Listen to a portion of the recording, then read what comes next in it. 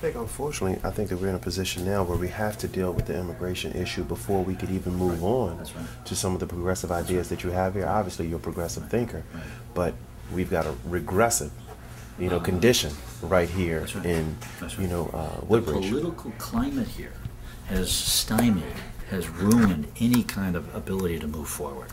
And in fact, it has destroyed the reputation in the business community. Because if you don't have a stable political climate and doing the right thing politically, businesses don't want to live here. Exactly. They don't want to move in here. Exactly. I mean, it's a community that's divided. Why would any business want to come here right now? Exactly. So you're right. We need to reconcile. We need to engage.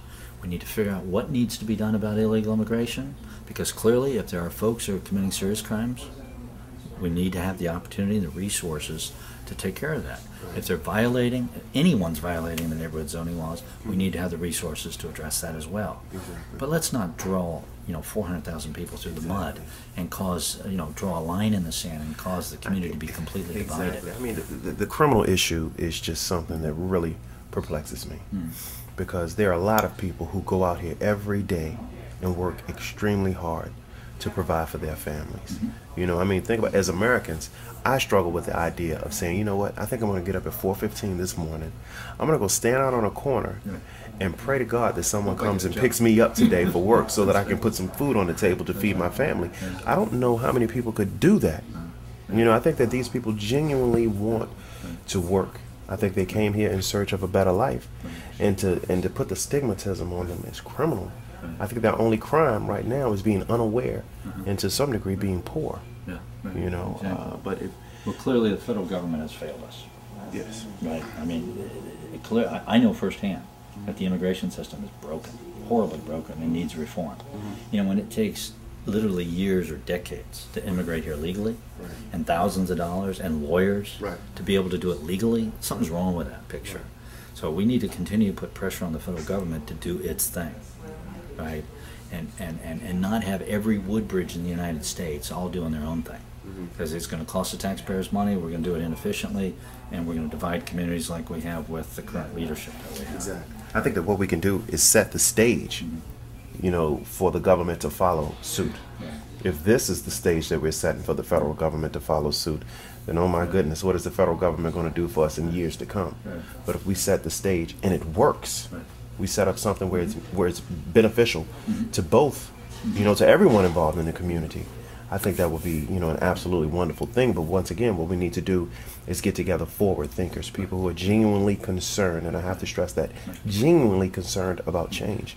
What you've said about the ferry, what you've said about transportation, those are incredible things. And I think that everyone in Woodbridge would be more than happy to see that happen. I definitely would be. I hate sitting in traffic myself, but this immigration thing, it's a 6,000-pound elephant, and we've got to address it. And I think the only way, and I keep stressing this, the only way to do it is to bring everyone together and have them have an opportunity to speak. October the 16th, it was a little bit heated because that was the night that people were going to vote, and everyone knew it. But if we could, I think that it should be rescinded. If we could rescind it and have people sit down and dialogue with one another, I think that we could then create a resolution that would be beneficial for everyone. But that dialogue has to take place. That's right. That's exactly right. And who better to do that than our churches, our schools, our supervisors themselves, to bring everybody to the table, all the stakeholders here, so that we can ensure that all of the issues in the resolution are adequately addressed, and we have a launch point to go forward. Exactly. I think one of the first things we have to do is we have to stop making crime synonymous with the immigrants. Because once again, statistically, there are more American criminals than illegal immigrant criminals. We have to look at the reasons why, this stigma's being attached to them. I think that people are more easily controlled when they're scared.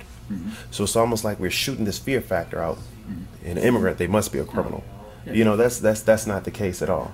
I think if anyone's the criminal, I think the crime of telling this horrendous lie about what's going on should be addressed. That's what I told him, Corey Stewart. I said, you were wrong for misleading the voters here. You're completely wrong. And the other thing I mentioned, and from my perspective here, Corey Stewart is absolutely the wrong guy to be leading this county. Okay, right. You remember back in January when he passed a moratorium that effectively shut down businesses in the county? I he sent a message to businesses. We're closed for business, right? Then when the $18 million budget shortfall had to be dealt with, what did he do? He cut school, he cut parks and recreation, he cut senior daycare, if you remember, right? Did it on the backs of those people that need the support in the county, in particular. And he fabricated that crisis, and he managed it really poorly, right? And then it was the school board. Remember, he threatened to sue the school board over the 5-year revenue sharing agreement, right? What did he do? He fabricated the crisis, he poorly managed it, and eventually it went away. And then he turned to illegal immigration as a political wedge issue. He fabricated that issue. It's not. Look at the Prince William County annual survey. It was just done by University of Virginia. When UVA asked a representative sample of Prince William County residents, is illegal immigration an issue? 4 or 5% said it was an issue. Right. There was, and transportation was obviously the top. Right, of course. Right. So he's gone from one fabricated crisis to another. So you know what we've just said. If Corey Stewart is fabricating the issue, that means that no one on the Board of Supervisors is doing their research. No one. Well, the power of the chairmanship and the ability to set the agenda is pretty powerful. As you know, he stayed until 3:30 in the morning. He kept everybody there, and he was going to force that vote, one way or the other. He forced the vote on the proffers, and he lost.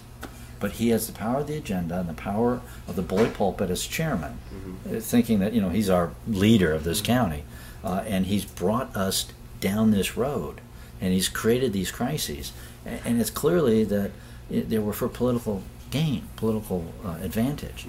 And I mean, we all know Corey Stewart has bigger and better political aspirations. Right. I mean, he wants to run for governor, and he thinks that if he can, shore up that Republican base like he has countywide, that he's going to get reelected. I think he's playing with fire, and I think on November 6th he's going to lose. Right. He's got so many bullseyes on him that you can't even see him when he walks down the street. Right. Yeah.